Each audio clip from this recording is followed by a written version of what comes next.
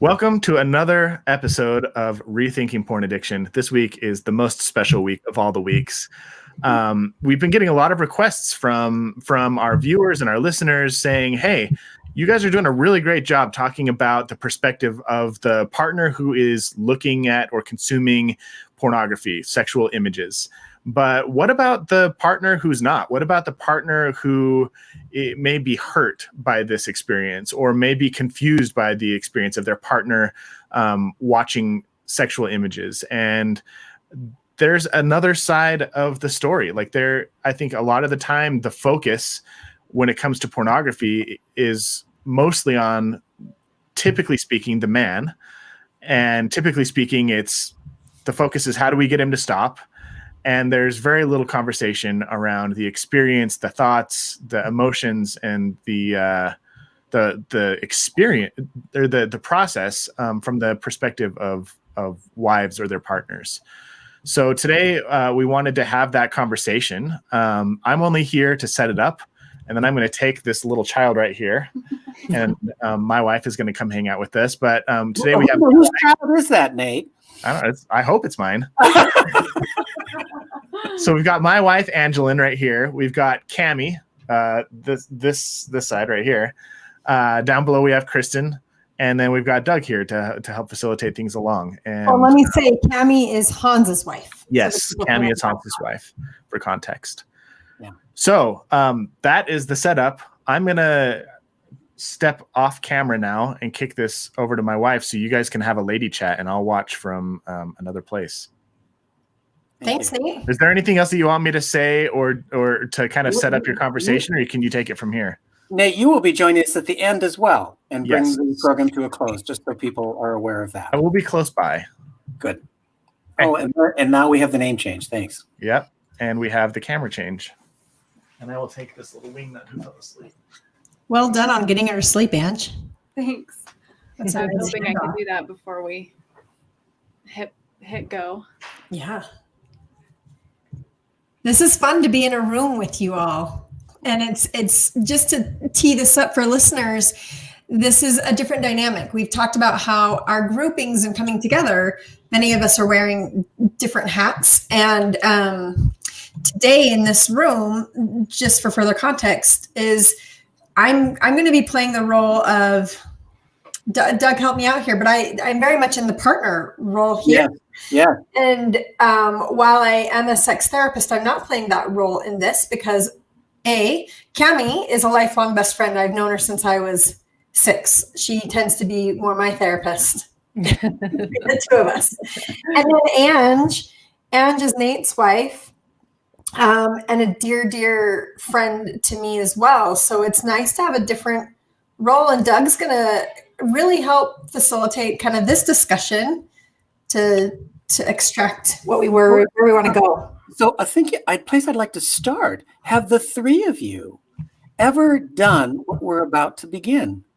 Just talking about this particular part of your lives that you share in separate ways, but common, of having a marital partner who at some point in your relationship, it became clear, was looking at and viewing sexual imagery, whether you were aware of it or not, or whatever those circumstances were.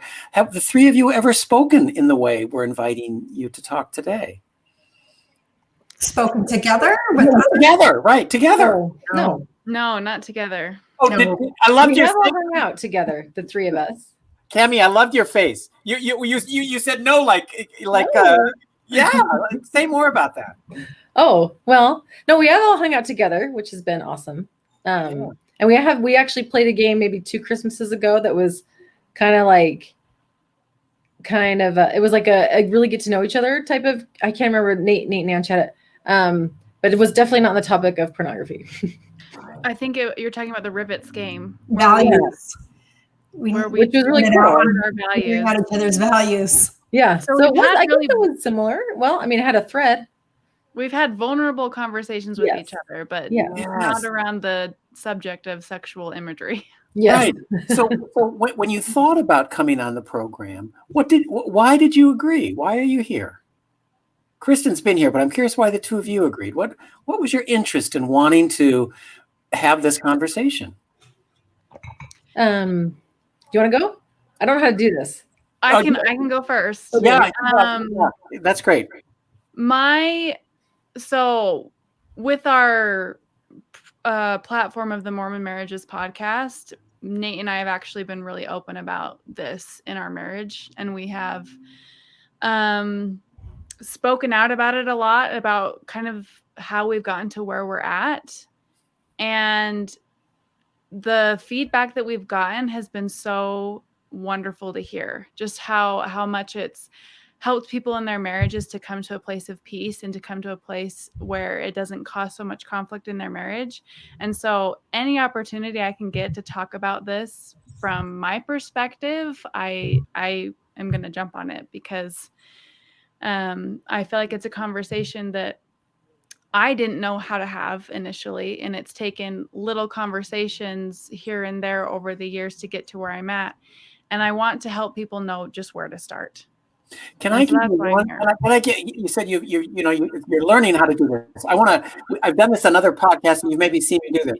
You did a beautiful job of describing the situation, Angilyn, but you use pronouns it and that, and we've talked about this. So I'd like you to think about what were you talking about that you called this and that and it? What was it? So with our relationship with sexual imagery in our marriage, with Nate looking at sexual imagery and masturbation, and the way that affected me as his partner who was not looking at sexual imagery. Yeah. And we've been open about talking about that. Great. Now, the reason I did that is because I find this really important, that just even using the words, and I think for our program today, modeling that for the people who are watching is so important, because just watching you say the words and how you say the words can just mean a lot. So these are my biases and how I sort of just enter these conversations. Yeah. Cami, how about you? What was your interest in being with us today?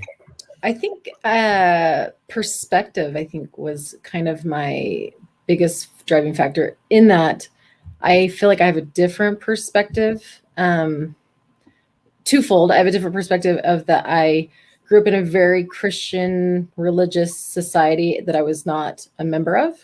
So I kind of have a little bit of an outsider view. And then secondly, I think perspective in time. I feel like where when we first were married, and the topic of sexual imagery and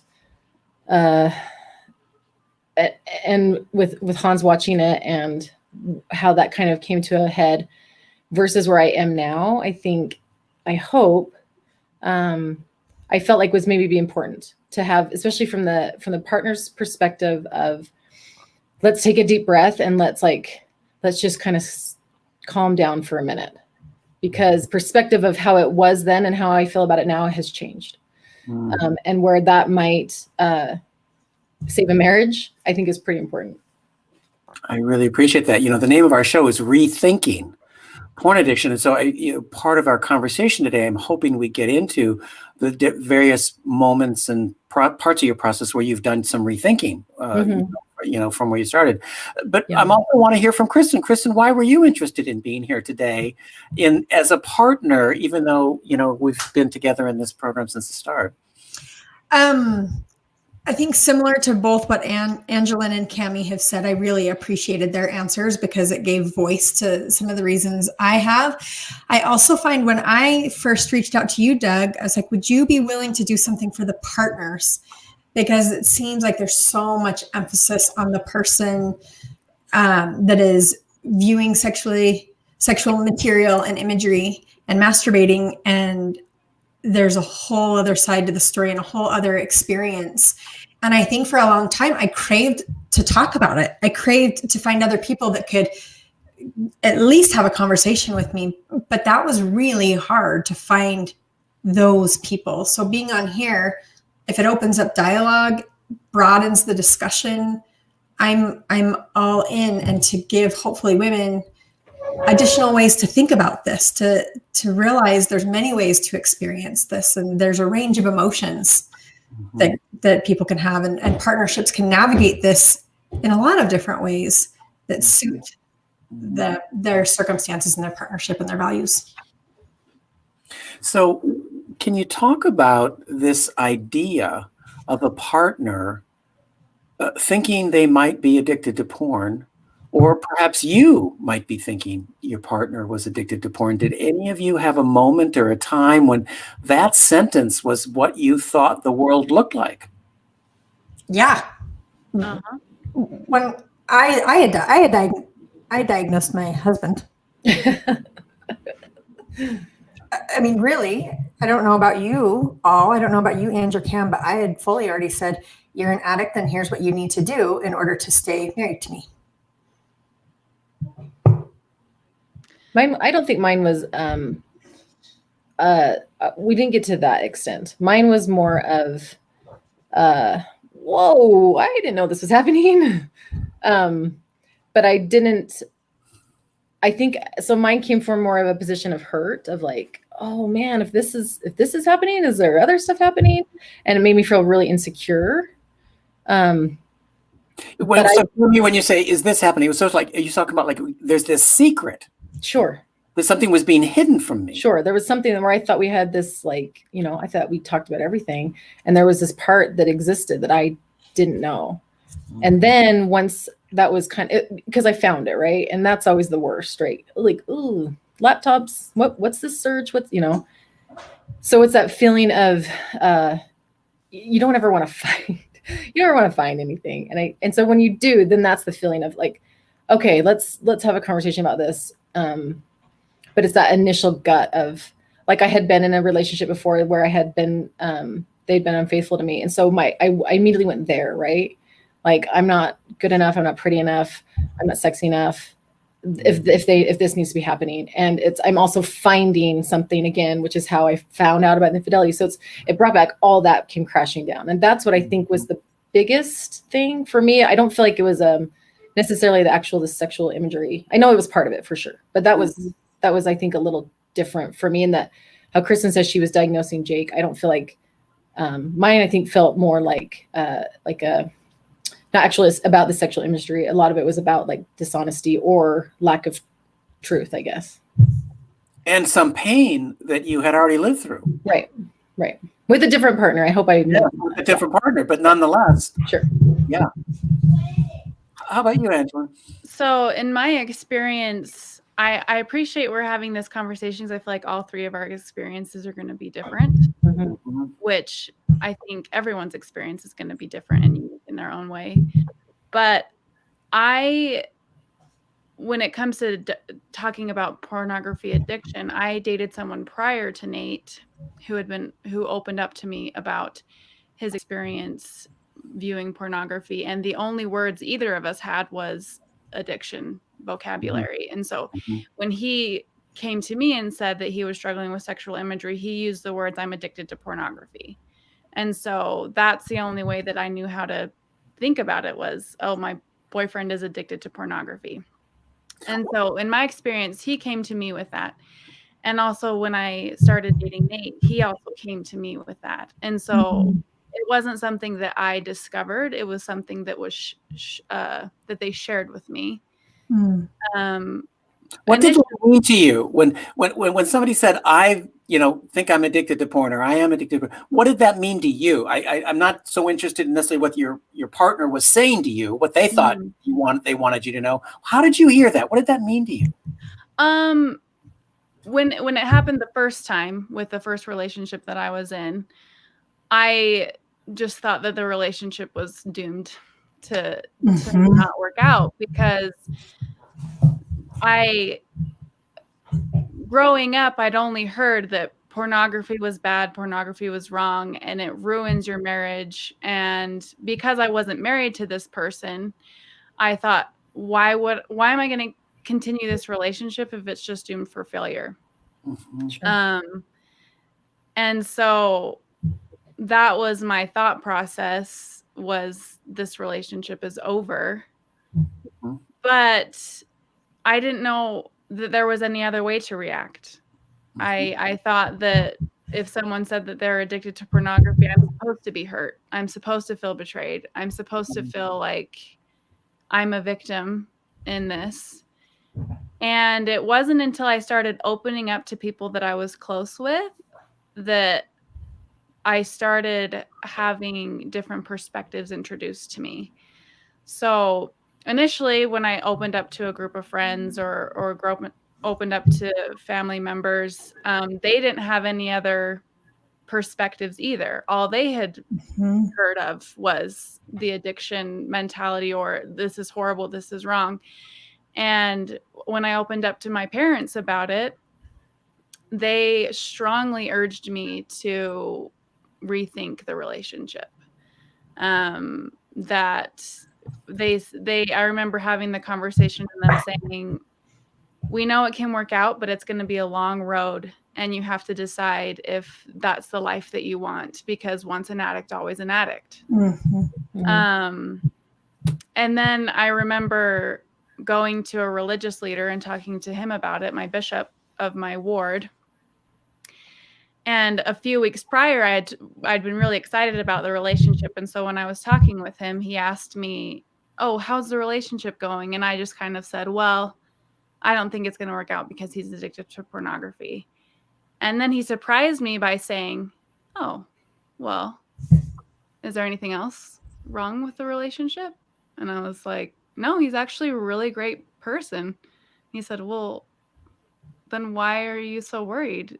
And it was the first time anyone had ever spoken to me about it in a way that, okay, so what else? What can you slow that moment down? What was that like for you?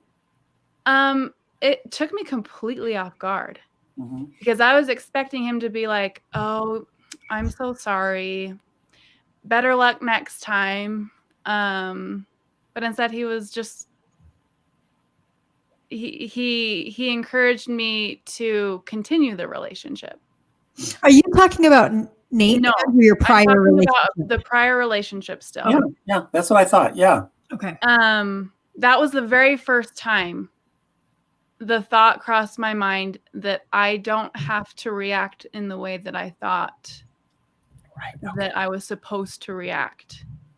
And that relationship didn't work out for other reasons, not because of the pornography, but I think because that was the catalyst to self-reflection. When I did meet Nate and when we did start having a relationship and when he did share with me that he was struggling with sexual imagery, it didn't devastate me. And I wasn't as, there weren't as strong of emotions in the conversation that I had with Nate than the conversation that I had in my previous relationship. It wasn't an immediate deal breaker now at this point. Right, exactly. So I wrote two things down I'd be interested in you speaking to. I hear this kind of two different kinds of rethinking that might be a partner might have to think about. Am I going to rethink the relationship, or am I going to rethink porn addiction? Yeah. And that there's this really interesting sentence of there's a reaction I'm supposed to have. Why was it so important to have the right reaction? That's such an interesting idea, isn't it? They're like we're given a script and we're supposed to be it. And I don't know if it was a right reaction or if those were the only reactions I was shown. Okay. Thank you for correcting my wording. Those were the only ones I was shown, and therefore that was as big a space as I could occupy because I hadn't been shown other ways I could respond or feel. Because of, like Ange, for me, I didn't share it because I was like, oh, great, this is happening in other pockets within the family. And I need to protect my relationship and my partner, because if I say this, now I'm going to have to defend my partner. And I don't want to defend them. I want people to support and like help me through this. And so it moved quickly to isolation because of the limiting reactions of, like everything Ange said, well, there's essentially what we've talked about in other shows, there's no moral floor. they're doomed.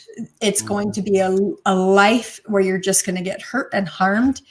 So yeah, I don't think it was a right reaction. It wasn't until expanding the dialogue with different people that I was like, oh, there are other ways to feel or frame or name this. That's new and intriguing. So I'm curious then, what made you receptive to that idea?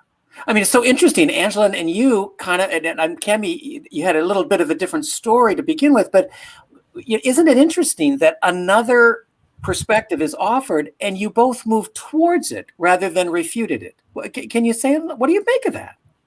Because somebody else could have said, you're crazy. He's a porn addict. What are you saying that for? Mm-hmm. So help me understand that. That's really interesting. I think initially it didn't happen overnight. The perspective change was so gradual. Mm-hmm. When I was first introduced to the idea, it was more just something that I kept in the back of my mind. I was still pretty resistant because all I knew was what I'd been shown, like Kristin said.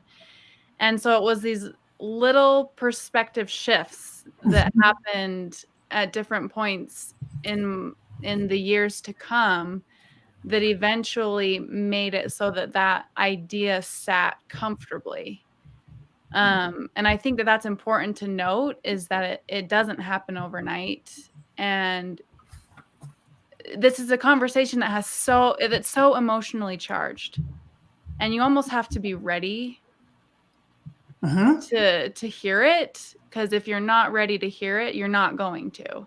No, I was in a similar boat. I was actually offered a different approach when I was trying to find help, and someone came back and like, well, have you thought that maybe it's not an addiction, it's something else? And my response was, it is an addiction because I'm living it. Don't minimize my experience. And it was very firm and like, period.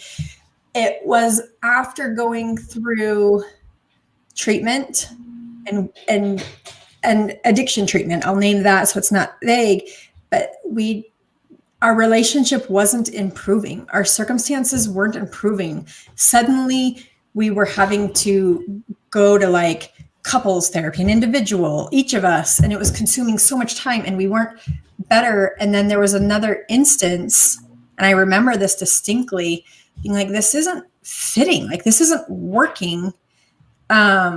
And it was a book actually that brought me a different perspective. And after reading the book, it's when I asked Jake, I'm like, I don't think this is addiction. What is it? And then that's when we started exploring and becoming curious. But I had to kind of go through everything I was told that would make us get better and get to the kind of bottom of, at least further along that path, before I was like, this is not the path. This is not what's going on, before I could really accept a new way to look at it. Because initially that way kept me safe, gave me answers, and gave us a path forward in that discovery moment. And can I say maybe, please, as an outsider looking in, which I find myself to be a lot, and I feel like a lot of the people listening to this are coming from a religious background. Angie's bishop at that moment could have made or break that whole situation, right? So we put these men in these positions with no training, and that bishop decided to say, and another one could have said, yeah, you should probably break this off. But that was life-changing for her, right?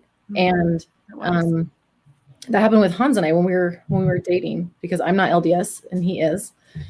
And his bishop at that time said, and you're not marrying her, why? And I think so many people out there listening to this might go to their bishop, and I hope that they realize that these are people that are doing the best they can, but sometimes what they're told can make or break. So to do kind of what Kristin did in,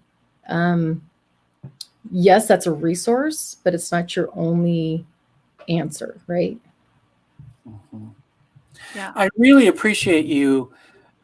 I love this idea you talked about, that in a moment like this, there are people in positions of authority and power, wherever they may be, who can have enormous influence on the trajectory of where this, the next phases of a relationship may go.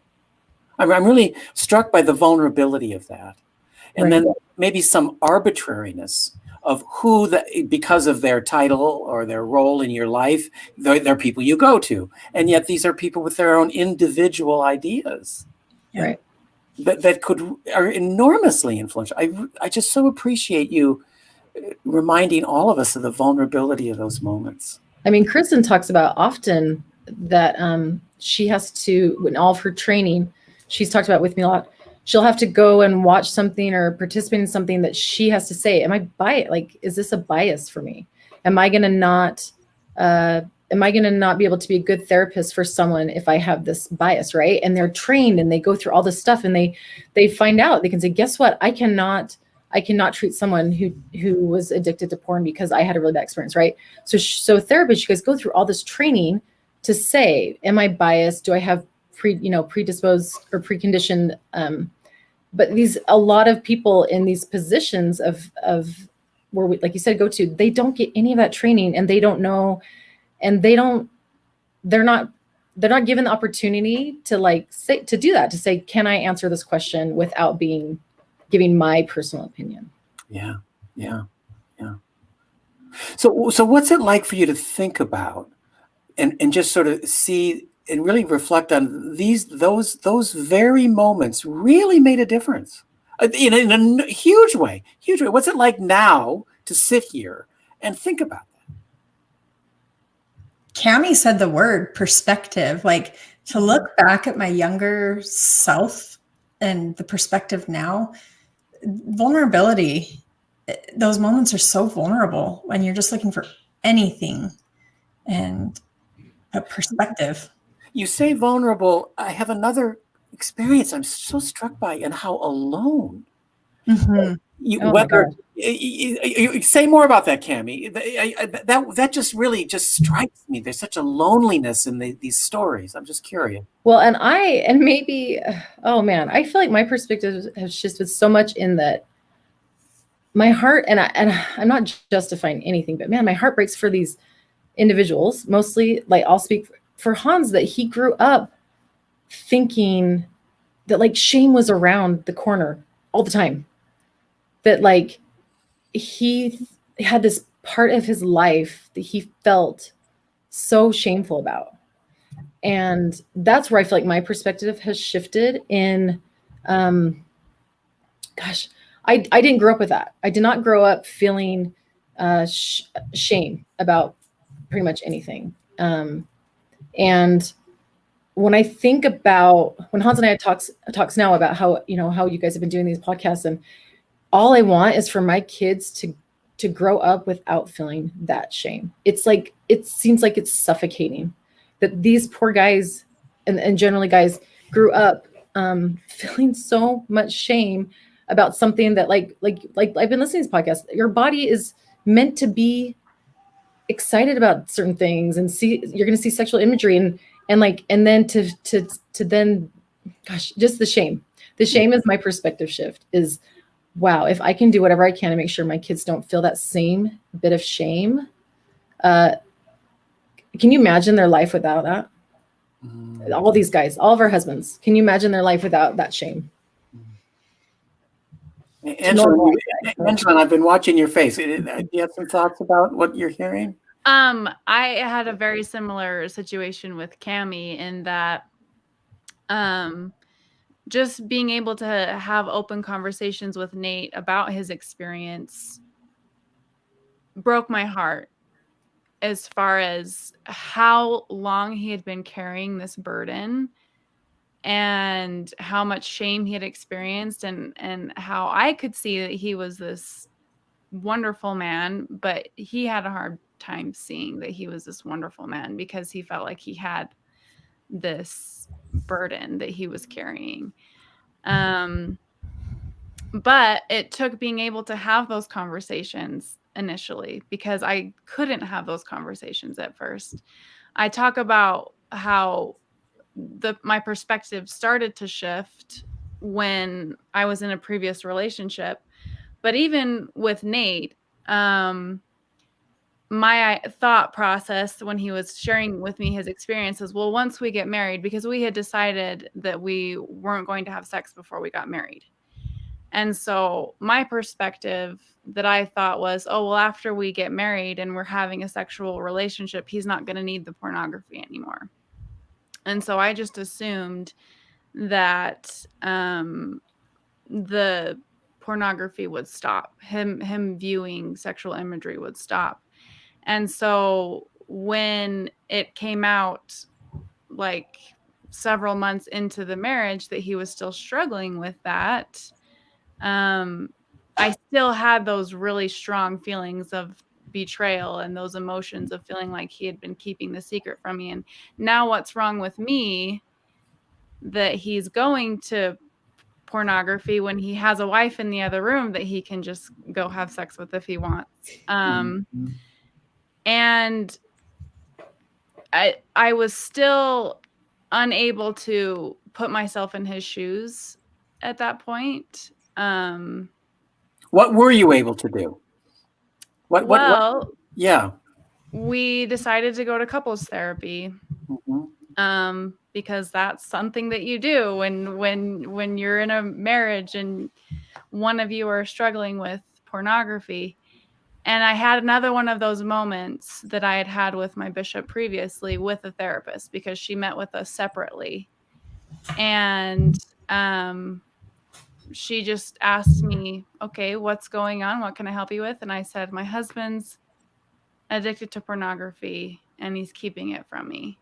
And I thought that she would be like, oh, I am so sorry. Let's talk about this. How can I help you? But instead she was like, and what does this say about you?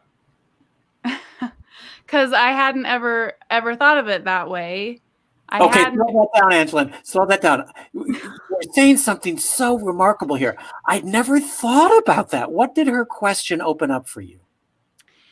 That I had been focused so much on Nate having the problem. This was Nate's problem. And because he was addicted to pornography, I kind of had the responsibility of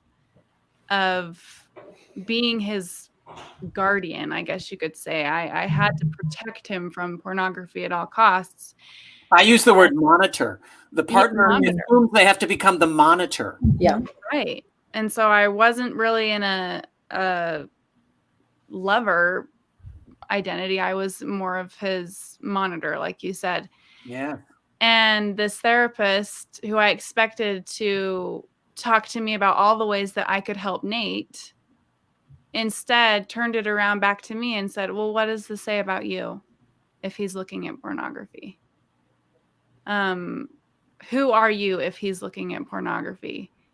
And she helped me to realize that him looking at pornography was his choice and it was his responsibility. And I was not responsible for his choices. I was not responsible for his consequences for the choices that he chose to make.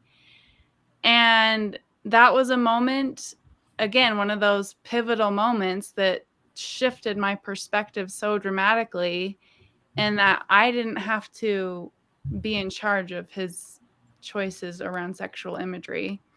And instead of being his monitor, I switched to being kind of his cheerleader, in that instead of us talking about, okay, well, this is what you're going to do, and these are the consequences that are going to happen if you look at it. And well, I love how you change your voice and body into monitor mode. This is not what we're going to do. Can you just it's like a whole, yeah. And you know what? It's not really sexy, is it, Angilyn? No, it's not a come hither kind of place. No, and it wasn't. But when I say I was able to become his cheerleader, then when he would come to me and say, I slipped up, and that was when we were using that kind of language still, but I slipped up. Slipped up is addiction language? Is that sort of yeah. Yes. Instead I could respond with compassion and be like, tell me about it. I could get curious about it instead of it, all the insecurities coming on to me and me saying that there was something wrong with me and that I had failed because I had failed in my efforts of monitoring because he slipped up. Mm-hmm. Now I could sit back and listen and get curious about his experience. And then I started asking questions like, so why do you look at pornography? What are some of the things that lead you to looking at pornography? What kind of pornography do you look at? What about it do you like? What were your experiences previously? And that was when I was able to start hearing his experience and hearing about him as a little boy and the shame that he felt. And I didn't ever allow myself to go there before. I think I was afraid of the answers, so I wouldn't ask those questions. Yeah. But once I did, then I was able to come from a place of just empathy and compassion and knowing just the burden that he had been carrying for so long. And I didn't need to add to that burden anymore. I could help him get rid of that burden by just being there for him. And I handed the responsibility of his choices back to him. And now instead of him saying, oh no, I probably shouldn't look at pornography because of how Angilyn's going to react if I do, he was able to say, okay, do I really want to look at pornography? Is that something I want? Mm-hmm. He could take me out of the picture and become his own steward. And that's big. Yeah, it took the burden off my shoulders. And little by little, he was able to remove that burden from himself. And I could just be there for him instead of creating more of a problem, I guess.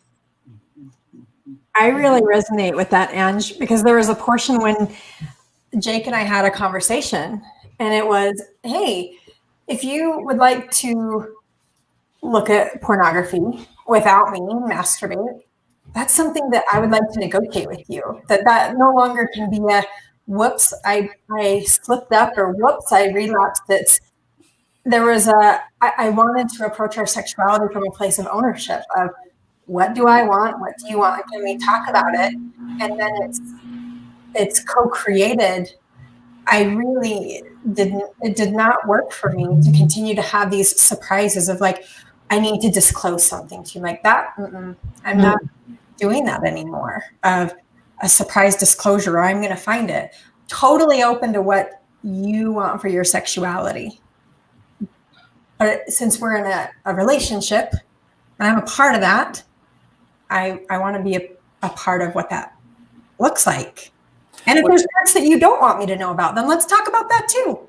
Now, Kristin, when you found this voice and found this way of approaching the situation, was that something new for you? Was this also something that you kind of found different for yourself than maybe you expected to be? Or can you say a little bit about that?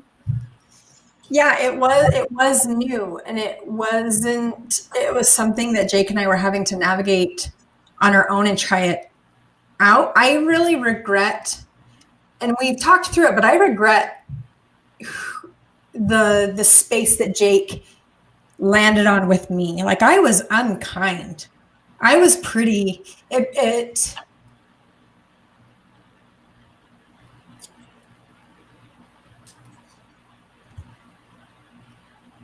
I don't know if you guys can relate, but I was pretty mean.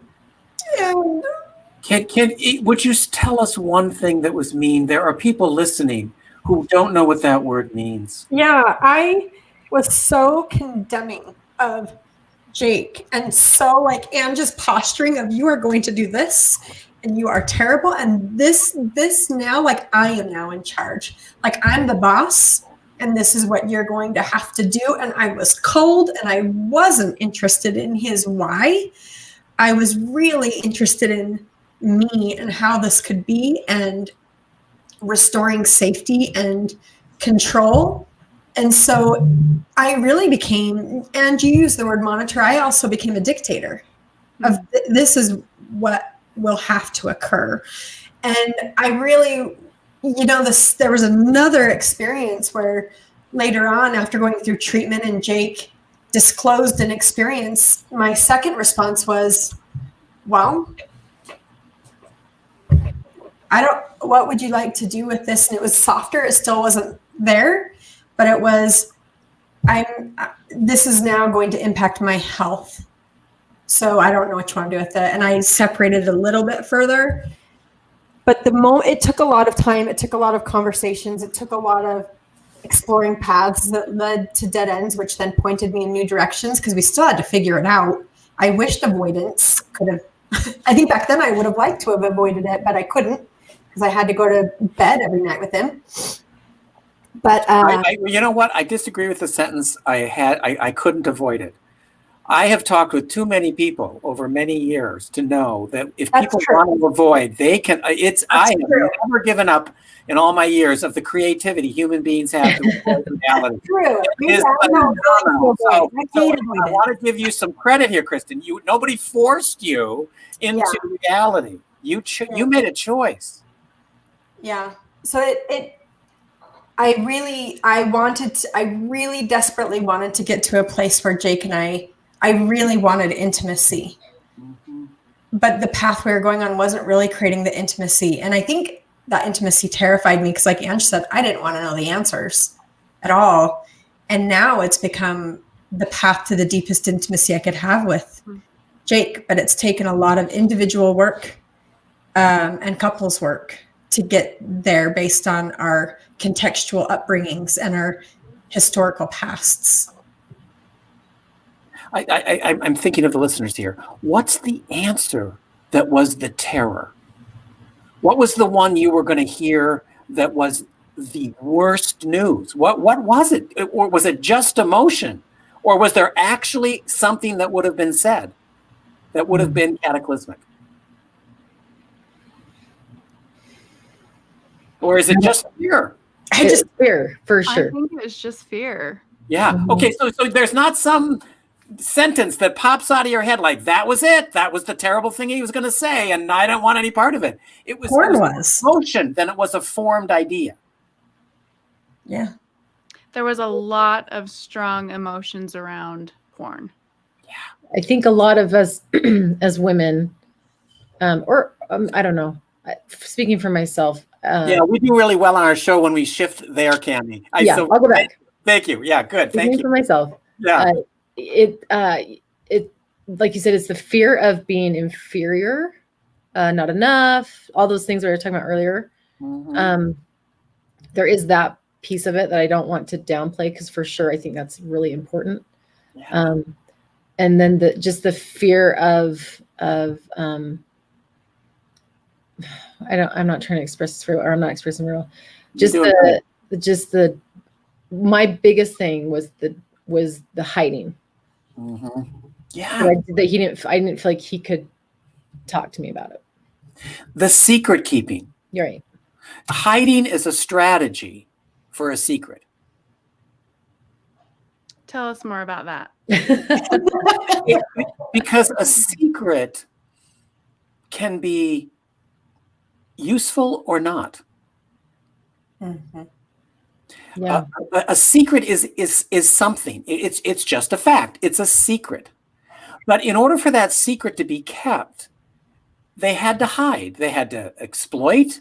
They had to not be honest. They had to do things that we don't like thinking our partners are doing with us. Right. And we talk about exploitation because the exploitive part is they know something's not true. And they work hard to convince you it is. Mm-hmm. Right? So I like to talk with the men I work with about, tell me all your strategies you did to exploit your partner. Now, partners don't like thinking that their partners were exploiting them. Who wants to think that?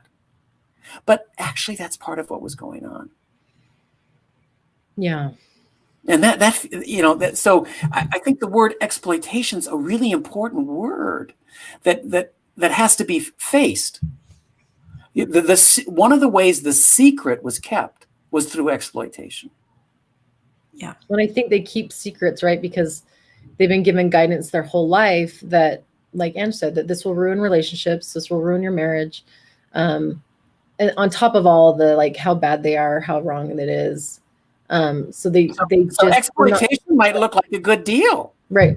You know, all right, I'll do a little exploitation rather than all that. Right. Well, and it's not just being raised. I specifically told Jake, I was like, there's 2 deal breakers. Discovering you're using porn, and if you're using pain pills, deal breaker, done. I just named it like, so there was really very little wiggle room. It was And you're like, oh crap.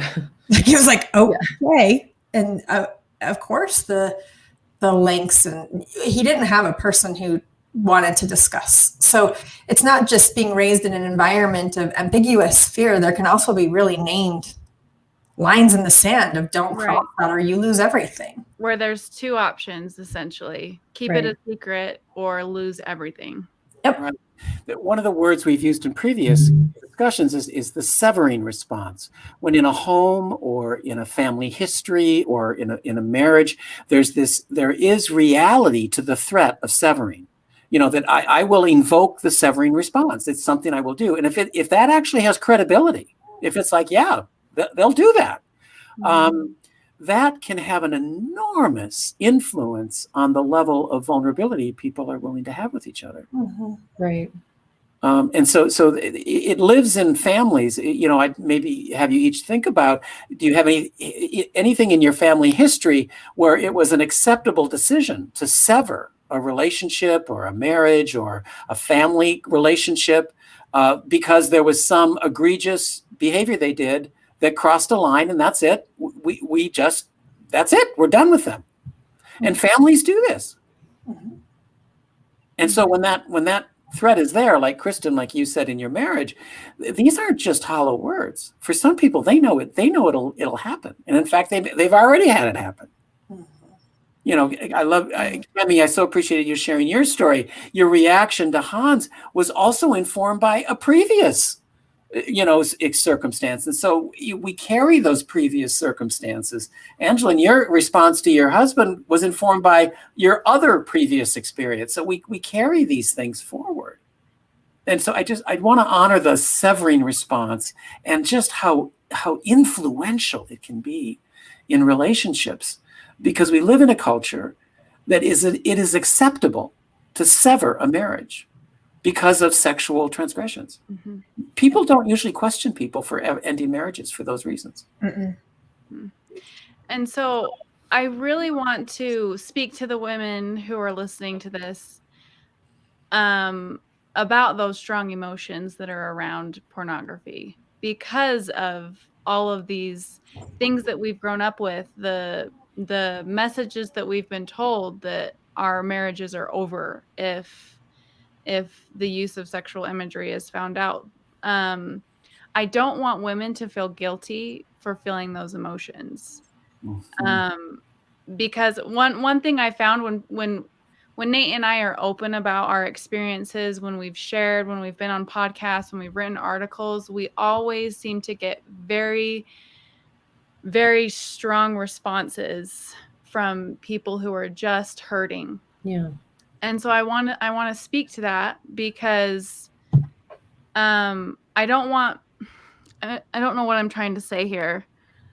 What would have you wanted to hear when you were in that place? I would have wanted to hear that there was another way. Mm-hmm. But again, when you have all these emotions clouding your vision and clouding your way forward, and you can't see any other way out, that's a really difficult place to be in. Yes, it is. And so it also sounds like a place not to make an important decision. Oh, absolutely. And I think that a lot of decisions are made in that place. Mm-hmm. That maybe are premature.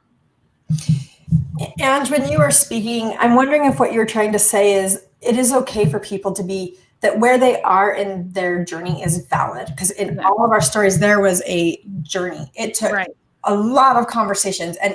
And I didn't hear in any of us, we were then where we are now. And we're dealing with years Totally. and perspective and age and life. And so what I'm wondering if what you're trying to convey is, because we are here doesn't invalidate where you are. Right. Our story doesn't minimize or invalidate yours. That all of our experiences can exist together, and we can hold space for all of each other in our various points and circumstances. Because I think, Doug, to your point, what I wished is, I listen to the men, and there's really only a choice of like, you're not looking at porn or you're an addict, and the choice is like you're an addict for life. Like, there's really actually very few choices. And I think for women, in my experience, was, well, then you're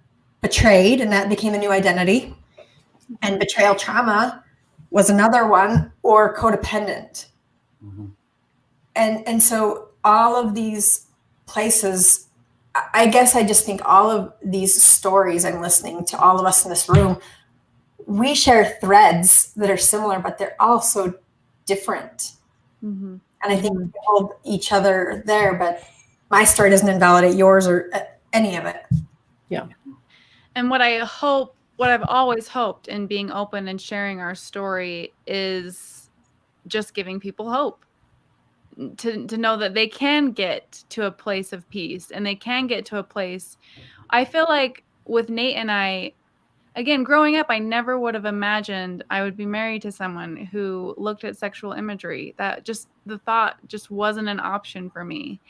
But I feel like now that I'm here and now that I'm with Nate, I would, if I could go back and change who I was with just so I could be with someone who didn't look at sexual imagery, I would never change. I would never change it. I feel like Nate and I have a relationship now, again, after all these experiences, where he can be his whole self with me. And in response, I can be my whole self with him.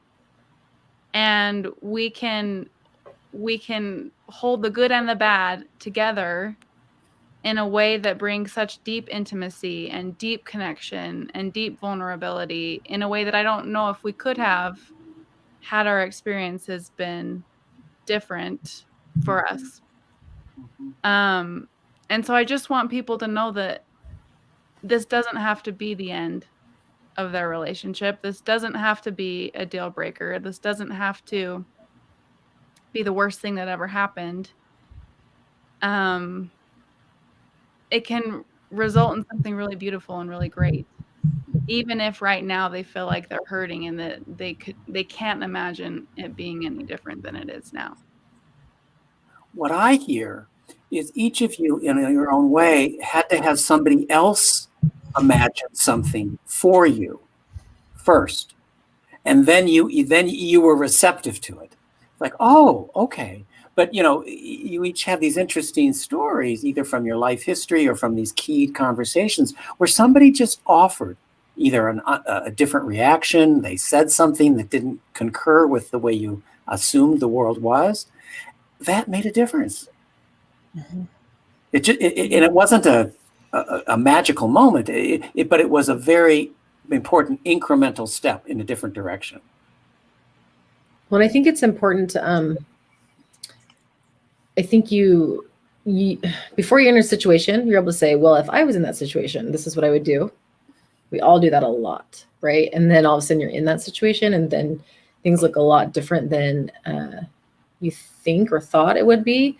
And maybe it was going to be a deal breaker. Like Kristin said, like, if this happens, this will happen. I will, and then she's like, oh, wait a minute, look at this whole situation now.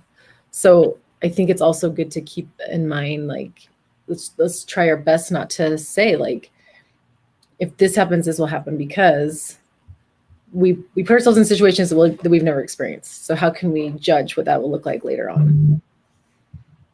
It sounds, Cami, you want people to remind themselves every human being has the right to change their mind. Absolutely. Right. And that's a really important, option we give ourselves, no matter what the circumstance. And I think I was able to say to Hans at the time, like, like I was in a relationship where I was completely honest and gave it my all, and that person was dishonest.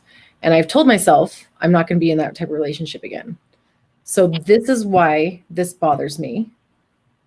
This is what bothers me, this part of it. So we can talk about that. So going forward that I'm not giving I'm not saying if this happens or this happens, but going forward, if you want to know what's important to me about this situation, this is why this is important to me. And Ange talked about how she and Nate even went as far as saying specifics, like why, what, how. And Hans and I didn't do that. I don't think that part was as important to me. I was able to lay down what was important to me. But I think if it had continued to be a problem, that would be a really important part of it. Because I think a lot of it, from what I gather, right, it's also the thrill of doing something you're not supposed to do too. So if you kind of take some of that thrill away, I don't know if that it kind of demystifies it a little bit also. I love what you're reminding us of, Cami, that these conversations are a really important opportunity in a relationship to clarify values. Here are my values. Mm-hmm. Here's what's really important to me. And I'm going to make this even clearer to you. Right. It hasn't been clear here. And discussions around values, I hope, never get old in a marriage. Because these are so important and essential to have. We could go on and on in this conversation. I am thrilled to meet you and to hear your stories.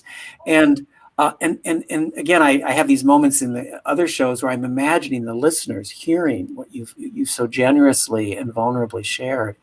And I sat in enough rooms to know you said some things here today that will be meaningful for someone who's listening, who it might be the right moment for them to have heard your words. And as Kristin said, these are conversations people don't hear enough of. Yeah. Thank you. I loved being in a room with you all.